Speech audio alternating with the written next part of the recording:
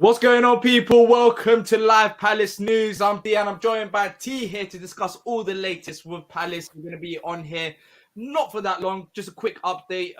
Whilst the international break is going on, a few news here and there. We're going to be talking about Marc Guehi, update on his future because it seems like a top 6 club is after him. We've talked about it before, but we're going to give another update today, and also the latest managerial update. As always, if you're watching on replay, make sure to leave a like and subscribe to know some future Palace content. T, how you doing, bro? As I said before we started the stream, you're looking about 30 to 40 years younger. Hey man, I'm almost looking unborn. You know what I'm saying? Looking that young. got that fresh trim. Got that fresh trim. Nothing like it, man. You know that feeling when you got that fresh cut, man. You can take on the world, man. Yeah, man. We got a new manager, and then you're getting fresh trims. It's a new day, Well, man. It's a new week. new old manager. Shoot. Exactly, new old manager. Exactly. It's like when I'm seeing the pictures. I don't know about you, but when I'm seeing the pictures, I'm like, is this really happening? Like, I swear I've seen these pictures before. It's crazy, isn't it? I watched the YouTube of the training. And I'm like, what is going on? Like, that's really Roy and that's really Ray Lewington. Yeah, like, it's mad. What is going on? It's mad. It is genuinely mad. But look, if you guys enjoy the stream, make sure to leave a like and let us know your thoughts on the reports that we'll talk about in just a second in the comment section down below. T, let's start off with Marc Guehi. So according to Football Transfers, Tottenham want to sign Crystal Palace centre-back Guehi. Palace wants £65 million for him, and Spurs are willing to go around 45 million. So they're £20 million off. Let's start off with your reaction to it. Palace, Guehi, £65 million. Do you think he's worth that much? Yes, 100%. Once again, we talk about the rising price in players. If we're speaking specifically about center backs, you think about how long ago it was when Harry Maguire went to Man United, and Harry Maguire was how much? Remind me. Like £80 million, like 80, something crazy like that. Like £80 million. Like, we're talking about the market and what players are going for now, even compared to back then, which a lot of times, you're seeing prices go up. I think 65 for a guy Marc Guehi's caliber is a steal, because that's still $15 million less than somebody like Harry Maguire going to Man United. Like, and Harry Maguire went to Man United before. Now, if you consider inflation and all that's that, what I'm saying. That's what I mean. Like, yesterday's price isn't today's price, my brother. Exactly. You know what I'm saying? Yeah. So if we're talking about market trends, if we're talking about adjusting for inflation, in a lot of ways, we're almost discounting ourselves by putting them up for 65 million. So that's if it's true, but I think it should be valued much higher than £65 million. Oh yeah, because he's under contract. He's a young player, homegrown player as well, and people underrate him. I saw the comments after the report actually got posted, and people were saying £65 million, no way he's worth that much. People are not watching Guehi. It's simple as that, because this guy has actually been decent for us in a season that there's been a lot of struggles and lots of problems left, right, and center. He's been one of the standout players alongside with Joachim Manson. And if you're talking about £65 million, that's cheap. But I'll go for at least 80 to 90. Something crazy. Yeah, I don't know. I don't. And I know, and you know what? I honestly wouldn't be surprised. Like, not even so much the fact that Crystal Palace wants 65 million. That's less believable to me. It's more believable what Tottenham want to buy him for. The 45 million that they're putting out there that Tottenham are wanting to pay, that sounds like Tottenham to me.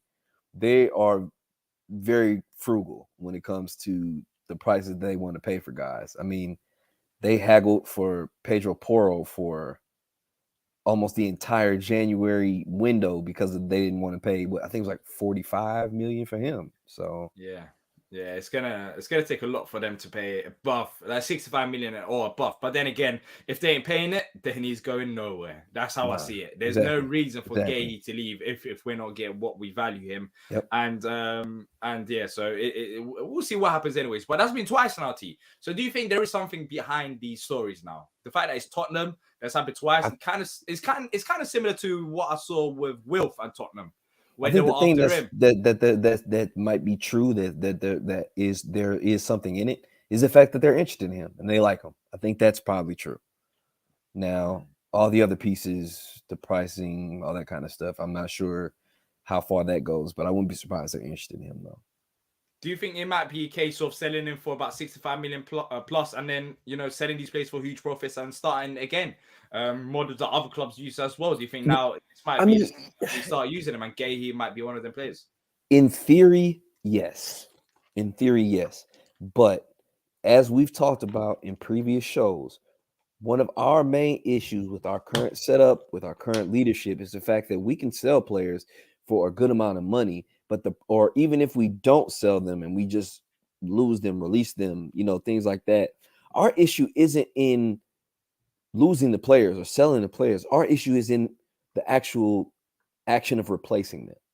So yes, 65, 70, 80 million dollars, 80 million pounds for Guehi is great and would be great. But my issue, my worry is the fact that even if we get that high dollar amount, the high amount of money, we're not going to replace him in a timely manner, in a formative fashion. I think that's my worry. Exactly. Yeah, that's the thing. We're going to see if that's our model, and we're willing to sell players for higher profits. And if your what do you call it? If your recruitment is limited, then we'll see what happens. Then again, with Guehi, I think we can sell him because Richards should be able to step up. But Mhm. it'll be interesting to see other positions where you genuinely have to recruit.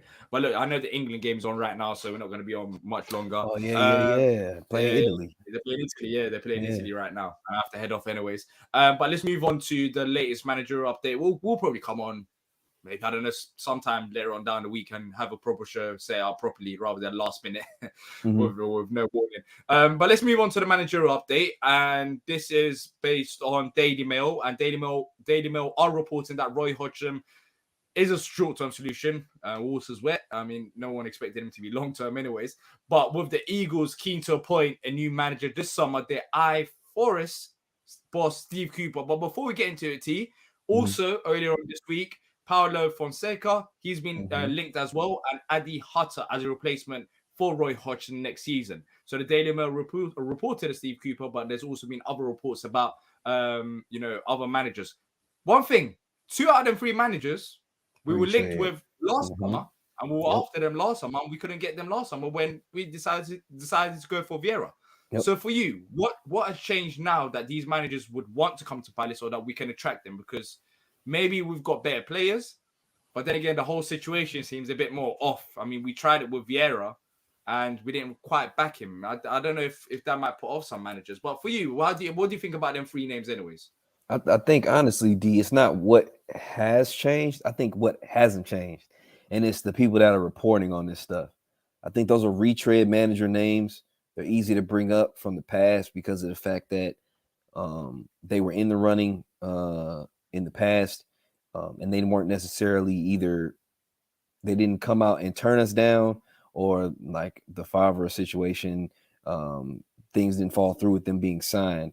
So I think it could be seen as almost lazy journalism, easy stories to put out there about interest in So you them. don't have belief. You don't have belief in them stories. Not in two out of the three.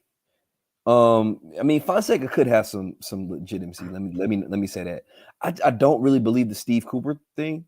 I don't think that makes much sense. Number one, why Why? if okay, here two reasons for me. Number one, if I'm Steve Cooper, why am I interested in coming to Crystal Palace after I've gone to Nottingham Forest and they've given me everything in the world that I wanted as far as transfers, players, things like that, and it didn't happen. But then I want to come to Crystal Palace, somewhere where the main knock on the club is the fact that they're not backing and supporting managers, not the manager that just left, not the manager that has just come back that was there before. You know what I mean? So if that's the case, if I'm someplace, even with Nottingham Forest presumably going down, they've backed him, they've given him everything that he's wanted and needed. Why would I go somewhere where I know that the issue is being supported?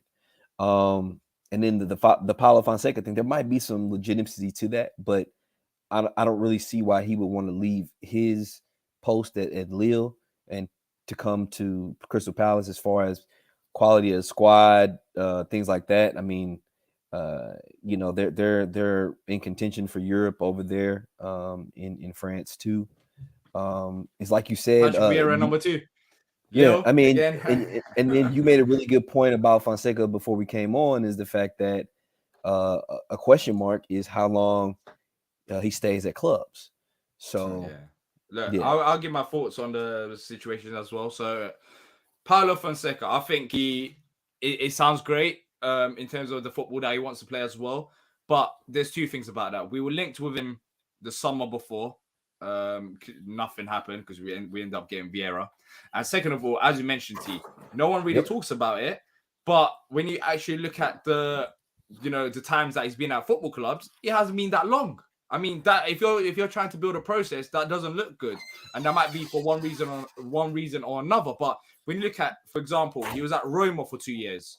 He was at yep, Shakhtar Donetsk for 3 years. He was at Braga. He was at Braga for 1 year. He was at I think another team in Portugal for another year. He was at Porto for 1 year. He was at he went back to that team, another team in Portugal for 1 year. He was at Aves for 1 year.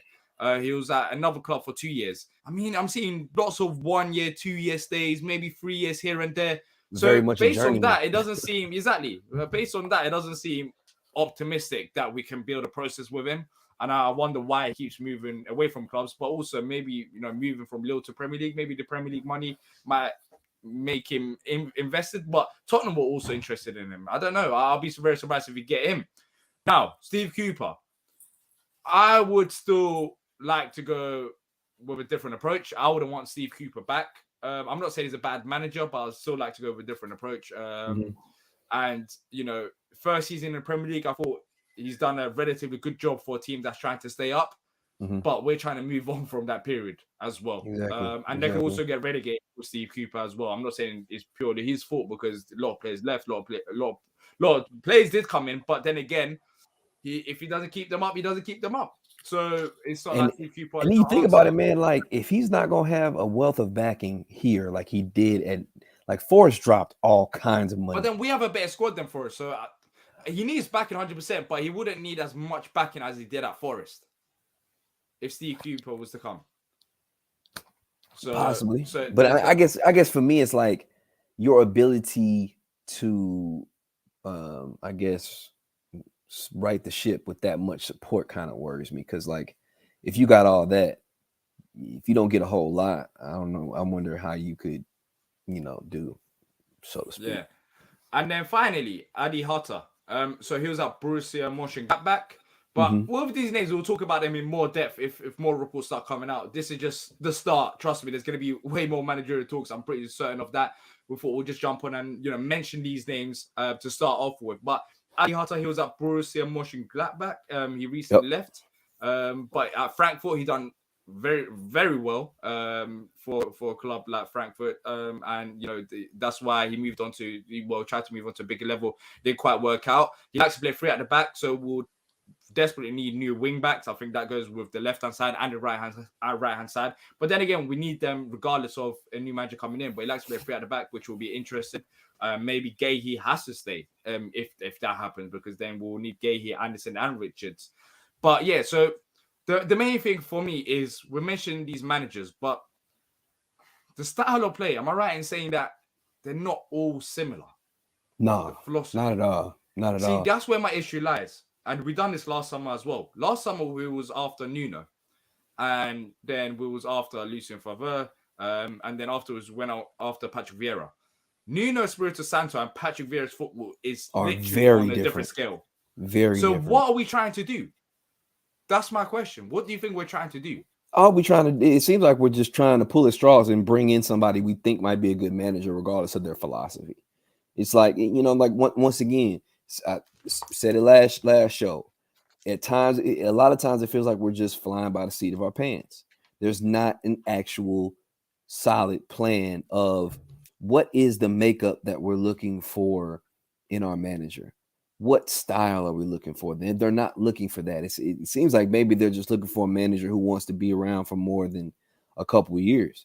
And if that's the only criteria, then so be it. I mean, if you're open to styles of play, if you're open to player philosophies and all those types of things, fine. But like I said, at times it just kind of feels like there's not a plan that's necessarily set in stone that, or even a guideline that we want to That's use. extremely risky, though, bro. Oh, Like, I don't know about you, 100%. but you look at Everton. Look at Everton. They spend a lot of money, but then they start bringing different players for different managers. And if you don't have a philosophy as a football club, then you're just going to be left behind.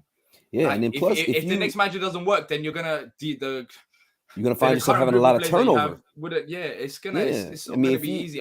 You need to have a philosophy as a football club. right, I if we really at truly least believe had that. an understanding of the type of manager that we wanted to get as far as their playing style, whether it's three at the back or a back four, regardless of what that may Possession, be, possession, counter-attacking, like counter. If we some of have these an actual managers are cookie different. cutter understanding, just that minute, you know what I'm saying? Because you can play counterattacking a lot differently. You can play possession a lot differently. You can, there are a lot of intricacies within those systems that can be a lot different from one another. But at least if you have some type of framework, at least if there is managerial turnover, at least you already have the types of players Exactly. in That's what I'm worried place about. that you need, because then you won't have to have too much money being spent again with the next manager who's trying to bring in all the types of guys that he wants. So, that, like I said, that type of thing would be nice, but it doesn't seem like that's necessarily the case here. So Yeah. Look, last comment, and then I have to wrap it off because I have to literally run off somewhere. Chris says absolutely right. Spirito Santo and Favre, nothing like each other, would need two complete different sets of players. And yeah, and that's one area of concern. If we're gonna get a manager, we need to get a manager that fits our profile and what we're trying to do, rather than just picking out names left, right, center, different styles. Because then you know what happens. You know what also happens that we didn't even mention, D. When you have that type of thing where you're bringing in different managers with different philosophies, with the same player base, for the most part, you're going to find a lot of guys that are going to carry over from squad to squad, and they're going to play simply because they have one or two characteristics that the managers can really make work or deal with, a la Jordan Ayew, Jeffrey Schlupp.